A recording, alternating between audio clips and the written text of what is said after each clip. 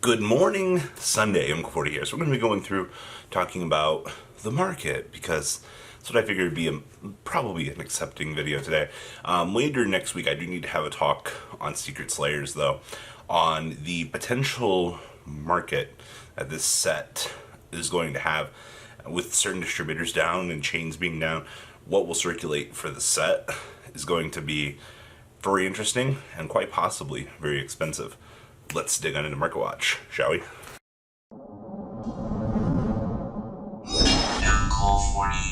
What is up, Market Watch? So we're going to be going through and talking about logistics, impacts from the metagame things people are bought out this week. Yeah, it's a good end of the week special here. So Secret Slayers case is still available for $7.38. Box is available at $63, shipped to your front door, and $2.70 a pack plus shipping, which isn't awful. I mean, considering pack value here from Yu-Gi-Oh! Black Market being the top seller here. Gotta love that. But I'm worried about this set. I have a feeling that things, even though Europe's not getting this set right now, I'm expecting value on this to go up through the roof later in its life. So mark my words on that. We'll see if I'm right or if I'm wrong. Alright, so breakdown on Dual Overload. How's the investment going? Things like that. It's going pretty alright. Still infinitely sorting, but Needle Fiber's holding at 28s. Imperm's basically holding at 20s. Anaconda's holding at 18s. Those are slightly pushing down. Phantasme's still holding at 14s. Union Carrier's still holding at 14s. And Cynet's still holding at 9s. Meanwhile, Celine's, I'm expecting Celine to continue to go on down. I mean, there were two decks in the format that you needed her for. One of which was Spiral. And you saw how that went. We're still holding at $5 on the Cyberload Fusions. Legionnaires are still 5s. Huh. Those Legionnaires still holding good value. Anima's still holding at 5s. Lib is starting to crash. Considering she was $4 the other day. Excuse me, she was 5 the other day. I didn't get why this card even spiked in the first place. I get that, like, you can do some cool combos with her and then get a free spot removal off of her Link Summon. But we'll have to wait and see in the future if that holds true. Still holding on Dings at 3s, Hot Infinities at 3s, and Zeki's still holding at $1.50s. Dark Lord Link's kind of resonating right now. It doesn't know what it wants to do. Same thing with Tour Guides. See, like, this set is literally the king of $2 cards. Like, it's actually breathtaking. And then we see the collapse of the giant cards here. And Rosebell's resetting back down to dollars. We have the Wreck archetype right around the corner. I don't think it's going to have that great of a splash on the metagame, but Rosebell Revelation is something that you can find yourself kind of ticking on in there. And those Auroradons, only 59 prices available on these. I do expect these to possibly go up in value much later in the card's life. Alright, so Mega Clops. So this card got, just these keep disappearing off of the market. I think it's every other day we start seeing these. But you guys know what this thing's summoning conditions are, right? Right? It's 3 Xyz monsters, alright? So now with Zoo being able to do its full thing now, they gave Zoo a boss monster, unaffected by other monster effects, so you get a 4K body on the field, alright? And it's unaffected by things except for Xyz monsters. Cannot be destroyed by battle with an Xyz monster. And you can target one Xyz monster in your graveyard and one card your opponent controls. Special summon that monster from your graveyard, and if you do, attach that opponent's monster to it as material. And then for the rest of this turn, any damage that your opponent takes is halved. So, just, you get to revive your Dryden, set up an Xyz material from it. Like, Mega Clops was everything that we wanted and more. And it definitely proves on the price tag that this is worth it. Now, Magnet Reverse. So we have the Emancipators. I love calling them the Emancipators. It's so weird. But Magnet Reverse .deck. So basically for $12 right now, you're paying for that revive from the graveyard. So you can target one machine or rock monster that is banished or in your graveyard that cannot be normal summoned or set, and go ahead and revive it on back to the field. It's got that normal summon set clause on there, so remember that. But I don't think that this should really even be resonating in price right now. I think this is just kind of one of those why buyouts. Also, you can bring back your one Dragon Buster with this, right? I'm pretty sure you can. But outside of that, Huh, this set to Silent Swordsman's is like $6. You guys remember when Dark Sanctuary was money, right? 1,000 eyes in here is worth money. The rare's $3. Wow, that's sad, actually. Things I didn't expect to see today. Necrofaces are $1.50s for a common. What? When did this set... You know what? Never mind. I'm not even going to question this. Buster Dragons. So, we're still coming off of the whole Buster Blader buyout.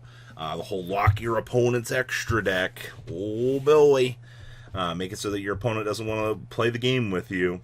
Light plays all around the corner here. 21, 21, and 28. Not super fan of these prices. Honestly, these are expensive. 28 down here. Ugh. Yeah, just another one of those fantastic cards.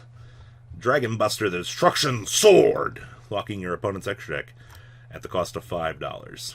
Oh, only one listing available. And of course, the Megatin ones always being bought out. Oh man, let me guess. These are all worth something now. I love how the Bosch ones are still $2, but the Megatin ones are bought out. Why are we buying out the Megatin ones of all things? Like, we could be dedicating to better buyouts. Mystic Mines. So this should not have shocked anybody. We were talking about last format, how this card was already approaching a $7 price tag. And now we come to this point here that they've gone up to $10. And it's not good that this card is worth so much. I get it. Certain decks are playing it. It slows down the tempo of the game to an appropriate pace that you can play. But this card will eventually find itself onto the Forbidden and Limited list at some degree. But for now, if you are looking to pick these up, possibly as we head on into another format here, you're looking at $10.50 a copy at the moment on these things. That's not very good for price tags. Demise of the Lands also following up here at the $4 mark. $4.15 plus shipping, $4.20 plus shipping, $5 plus shipping. A little bit of a rabble, you know what I mean? A little bit too expensive for my blood. Cyberload Fusions. So, we saw these, I think we saw a couple of them on Friday touching the $20 mark, and I didn't think much about it. I was like, well, you know, to be fair, this card's been resonating. It went back up to $27. Once again, such a... Man, Cyber Dragon's best deck, 2K 2020. Like, I'm just saying. Our poor boy Gizzy Mech here, still $16 card. Remember, we killed the extra Monster Zone stuff, and we find ourselves at this point now. Good times. Alright, White Dragon's Abyss. Did you guys know the bingo machines are still 41s? How about those $42 Photon Orbitals? How about Blue Eyes Chaos Max Dragons at 26s? How about the Ultimate Creature Destruction being a super rare for 16? How about Blackwing cards? Simone the Poison Winds at 14s. Only 8 listings, by the way. I just want to point that out. How about Blackwing Full Armor Master? 32s. How about Cyber Eternity Dragons at $8? Like, who knew? Still $2.50 on the Star Liege Dragon. Big yikes. Alright, Jet Synchrons. $6 for a super rare from a structure deck, by the way. And then you've got... So, if you want to play a nice holo, you're looking at $6. If you can stomach the commons, 24 cents, 15 cents, 20 cents plus shipping.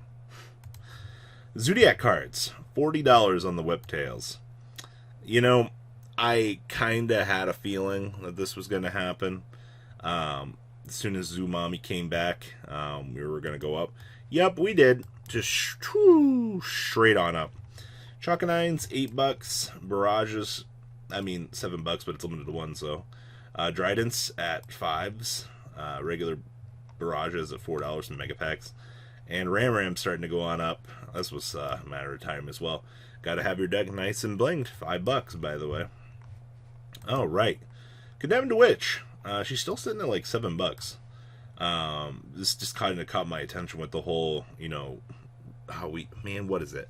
The Generates coming out. I don't know if anybody actually keeps up with the OCG stuff, but Generates are coming. Crystal Wings. $7, by the way. Only 30 listings. That's kind of interesting. Speaking of generators, I am curious. Okay, so Mardell's still 13. That's really cheap. Boss Stage is 7. Hella is $2.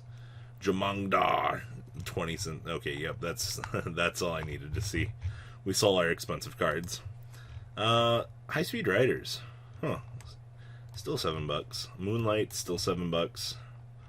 Takam Tumborg is still $5. Ugh.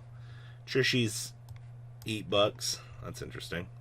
Those are some really low. Man, the card goes to 1 and it sparks a buyout. That's interesting. Betas are still $2. This set was once a Titan, and now it's gone to the wayside. Heat Waves, $6, $6. Who knew?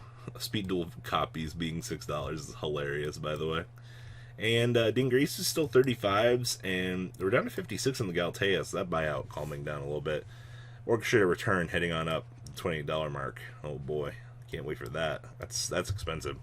So you guys think about today's market, please leave a comment down below. Tell me what you guys think. And well, guys, I'm out. The ride never truly ends. Thank you, patrons, for helping support the channel. Without you guys, I don't know if I'd still be doing this. And for those of you that like Cardfight Vanguard, FanCool40 is here for all your content needs. And those of you asking if I sell cards, mcoolgames.com for all your trading card game needs. Check the description for more interesting info. Thanks for watching, guys.